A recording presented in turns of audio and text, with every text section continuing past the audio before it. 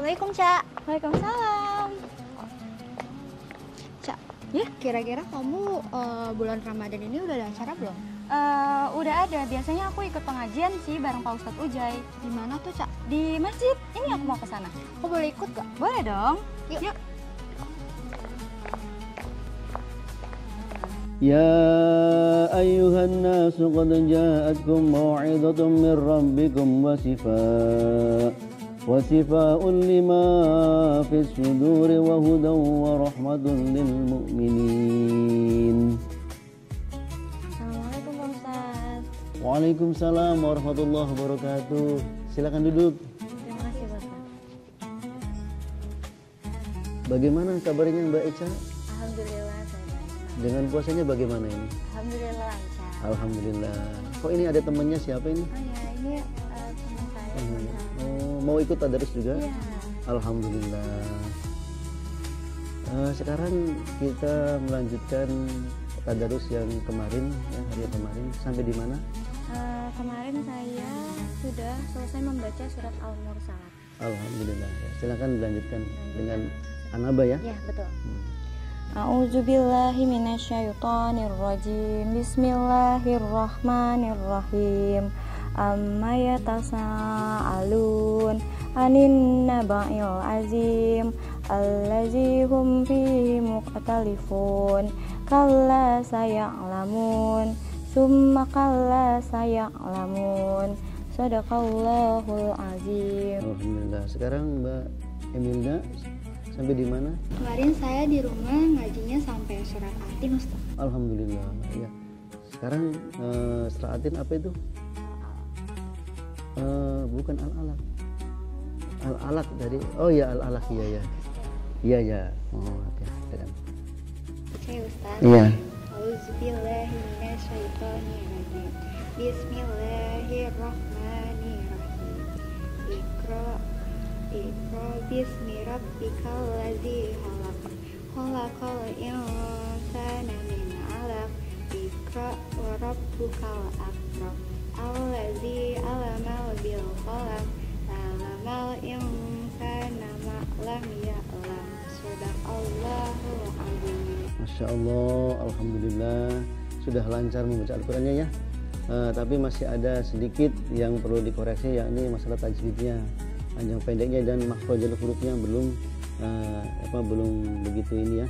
Tapi insya Allah kalau kita sering belajar membaca Al-Quran, insya Allah akan lancar tentunya. Kenapa? Karena kita diperintahkan membaca Al-Quran itu harus apa? Harus dengan tartil, artinya jelas dengan makhrajul hurufnya, panjang pendeknya gitu ya. Ustaz, saya izin bertanya. Boleh. Mengenai Al-Quran, saya mau bertanya Ustaz, gimana sejarahnya tentang Al-Quran itu? Oh, sejarahnya Al-Quran ya? Iya. Baik, bismillahirrahmanirrahim. Alhamdulillah kita berada di bulan Ramadan, di mana bulan Ramadan itu merupakan bulan turunnya Al-Quran.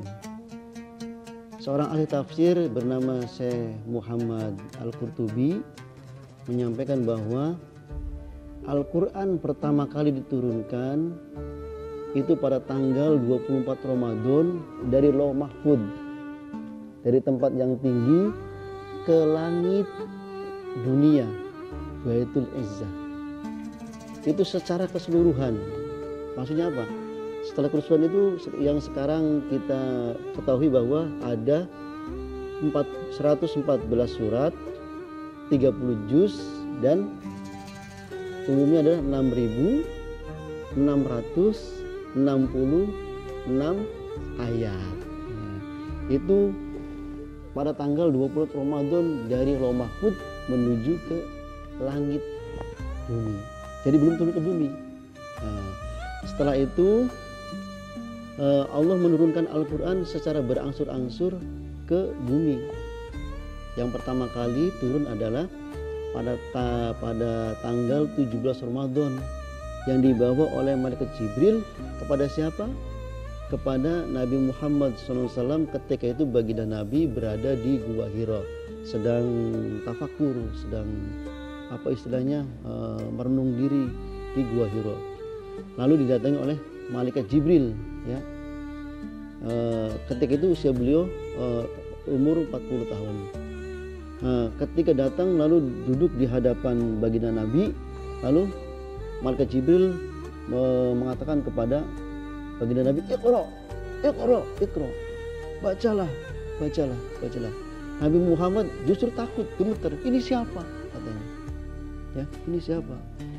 Singkat cerita bahwa Nabi Muhammad diberikan wahyu yang pertama, yaitu ada 5 ayat.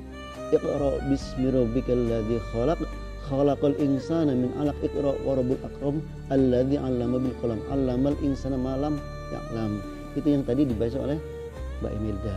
Itu merupakan ayat 5 ayat pertama yang diturunkan oleh Allah kepada baginda Nabi.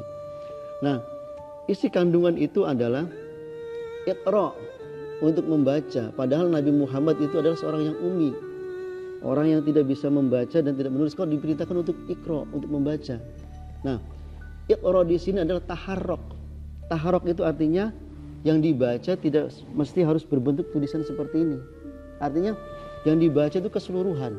Maka kata Allah, wahai Nabi, bacalah di sekelilingmu bagaimana cara berdakwah supaya orang kafir itu ikut masuk Islam. Jadi kondisi situasi politik, keadaan masyarakat harus dibaca dalam menyampaikan dakwah. Supaya apa? Supaya dakwahnya Nabi Muhammad diterima. Jadi seperti itu maksudnya ya. Jadi 5 ayat yang pertama pada tanggal 17 Ramadan, di mana? Di gua Hira ya. Jaraknya 5 km dari Mekah. Demikian bisa katakan. Masya Allah. Iya. Ngomongin tadi ayat yang sebanyak itu kira-kira berapa lama ya Pak Ustadz? Ayat itu diturunkan secara berangsur-angsur. Oh, iya baik. Ya, masih dari penjelasan dari Muhammad Al-Qutubi bahwa berikutnya diturunkan secara berangsur-angsur selama ada yang mengatakan 20 tahun, 23 bahkan sampai 25 tahun. Tapi yang masyhur itu adalah 23 tahun. Al-Quran diturunkan dari langit bumi ke baginda Nabi itu selama 23 tahun. Dan itu juga sesuai dengan kondisi situasi ketika yang dialami oleh baginda Nabi.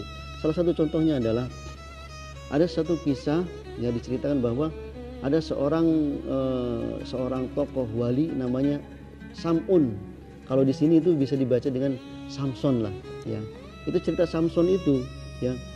Seorang wali dalam menegakkan agama Allah itu beribadah selama 1000 bulan. Ya, 1000 bulan, bayangkan. Ya. Mendengar cerita ini, dapat ibadah 1000 bulan, lalu para sahabat tertegun. Kenapa kok saya tidak diberikan kesempatan untuk beribadah selama 1000 bulan? Berapa 1000 bulan itu? Kurang lebih 87 tahun ya. Nah, itu. Sehingga dengan pertanyaan itu datanglah turun ayat namanya surat Al-Qadar. A'udzubillahi minasyaitonirrajim. Bismillahirrahmanirrahim. Inna anzalnahu fi lailatul qadr wa ma adraka ma lailatul qadr. Lailatul qadri khairun min alfi syahr. Nah, jadi pada bulan Ramadan itu ada satu malam. Nah, malam Lailatul Qadar itu yang tanggal 24 Ramadan itu turunnya Al-Qur'an ya, yang secara keseluruhan, tapi belum di bumi loh, baru di atas langit dunia ya. Itu pada malam Lailatul Qadar, dan itu lebih mulia daripada 1000 bulan. Jadi apabila umat Nabi Muhammad ingin mendapatkan pahala ibadah selama 1000 bulan, maka berlomba-lomba untuk mencari malam Lailatul Qadar untuk beribadah kepada Allah SWT. Demikian. Masya Allah. Berarti ada sendiri manfaatnya bagi umat Muslim. Untuk manfaat bagi umat Muslim itu Al-Quran itu? Wah, banyak sekali manfaatnya. Di sini dijelaskan di dalam surat Yunus ya, yang tadi saya bacakan. A'udzubillahi minasyaitonirrajim. Ya ayuhan nasu qad ja'akum mau'izatun mir rabbikum wa shifaa'un lima fis suduri wa hudaw wa rahmatul lil mu'minin. Jadi wahai manusia, sungguh telah datang ya suatu pelajaran, mau'izah, pelajaran ya dari Tuhanmu, dari Tuhan kalian ya. Wa shifaa'un lima fis sudurihim. Jadi Al-Qur'an, pelajaran Al-Qur'an sebagai apa? Sebagai pengobat yang berada di dalam dada manusia. Ya. Sebagai obat. Manfaat Al-Quran itu apa? Di apa penyakit yang ada dalam dada manusia, apa itu? Dada manusia. Penyakit hati. Penyakit hati toh. Ada iri, ada dengki, sombong, takabur. Nah, kalau kita sering membaca Al-Quran, insya Allah sifat-sifat itu akan terkikis. Ya, ya, fisudurihim, wasyifa'u fisudurihim, dan wahudau. Ya, wahuda sebagai petunjuk manusia. Ya, dalam kehidupan ini. Jadi kalau kita tidak ada petunjuk untuk apa, tidak ada pegangan hidup kehidupan di dunia ini, maka kita akan tersesat. Tetapi dengan adanya petunjuk Al-Quran, insya Allah kita akan menjadi orang-orang yang lurus ke jalan yang lurus. Ihdinas siratal mustaqim. Juga sebagai warahmatul lil mu'minin, memberikan rahmat kepada orang mukmin. Itulah Al-Quran fungsinya. Contohnya rahmat itu bagaimana? Contohnya gini, setiap sesuatu yang ketempelan Al-Quran maka akan menjadi mulia. Salah satu contohnya adalah Al-Quran diturunkan pada bulan Ramadan.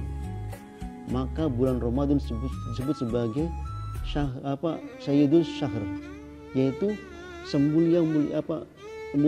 merupakan bulan yang sangat mulia. Terus Al-Quran diturunkan pada waktu malam hari.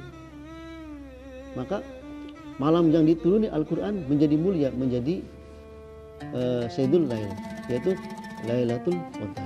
Begitu juga dengan Nabi Muhammad yang diturunkan Nabi Muhammad, maka Nabi Muhammad sebagai nabi yang paling mulia di antara nabi yang lain. Demikian.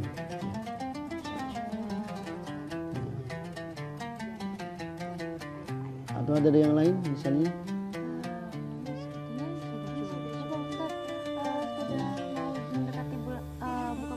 Iya.